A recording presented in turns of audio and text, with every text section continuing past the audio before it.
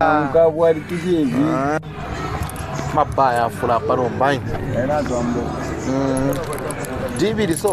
day, it looks like any other trading area. People buying, selling, moving through narrow shop fronts, but behind these doors, another reality is unfolding.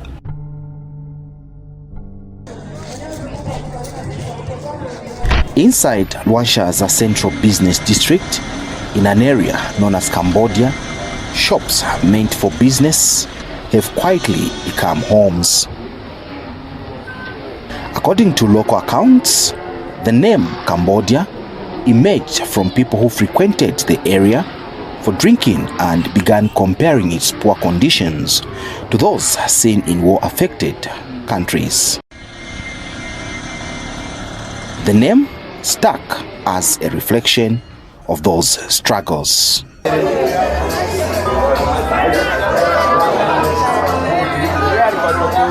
Mattresses lie behind counters.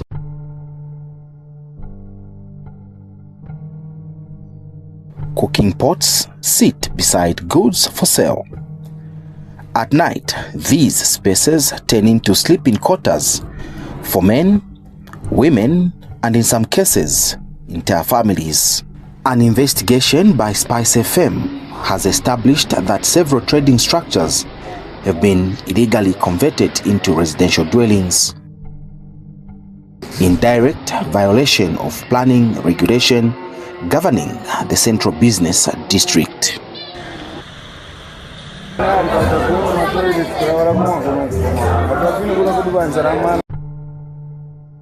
But the changes do not end there. Traders and nearby business owners say the area has increasingly become a hotspot for illicit drug use and heavy alcohol consumption, with activities starting as early as 05 hours and continuing late into the night. What was designed as a commercial hub is now, by many accounts, a high-risk social zone.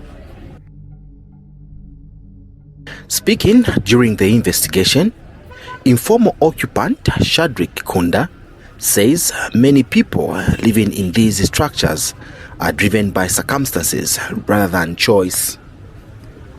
He points to rising rental costs, limited access to affordable housing, and economic pressure as the forces pushing them into these spaces. But survival has come at a cost.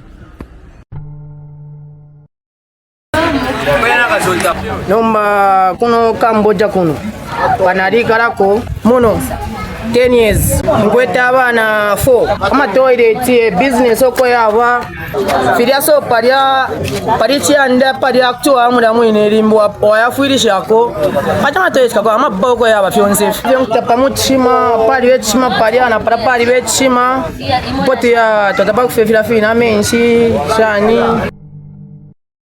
Some occupants say they have little choice.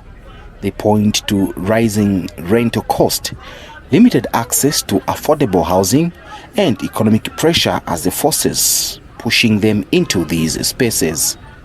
But survival has come at a cost. The investigation found that the area lacks even the most basic conditions required for human habitation. There are no proper toilets, no running water, no formal waste disposal systems. Some occupants rely on makeshift sanitation arrangements, raising serious public health concerns. Under the Public Health Act Cap 295, local authorities have the power to prevent overcrowding and the occupation of premises deemed unfit for human habitation. Environmental health expert Chate Chisenga warned that continued living under such conditions significantly increases the risk of disease outbreaks. So that water during rainy season, I'm sure that place gets flooded. So once it gets flooded, those fecal matters will end up in the water. Or if it doesn't end up in the water, one first I'll talk about the water they drink themselves. So it will end up in the water they drink. Once they say the diarrhea cases that they'll end up in hospitals now with a lot of diarrhea cases. So if you even do a kind of survey around that area, you discover that a lot of diarrhea cases around coming from that area. Those people that are staying. So if you go to the nearest facility where those people go, you get the numbers and you match them by address where they are coming from, you discover that a large number of people that are coming from that location present to the facility with a lot of diarrhea. The Local Government Act number 2 of 2019 places responsibility for enforcement squarely on the local authority. Urban planners, public health inspectors, and council management are legally obligated to conduct inspections and act where laws are being breached. But in Cambodia, enforcement appears to have lagged behind reality. So, how did this happen? How did a regulated trading zone transform into an informal settlement in the heart of the city? Why were early violations not stopped before they spread? And who is accountable for the conditions now putting lives at risk? Luanshya Mayor Dr. Charles Mlenga has acknowledged that the local authority initially allocated the plots where these structures now stand, raising further questions about oversight and enforcement.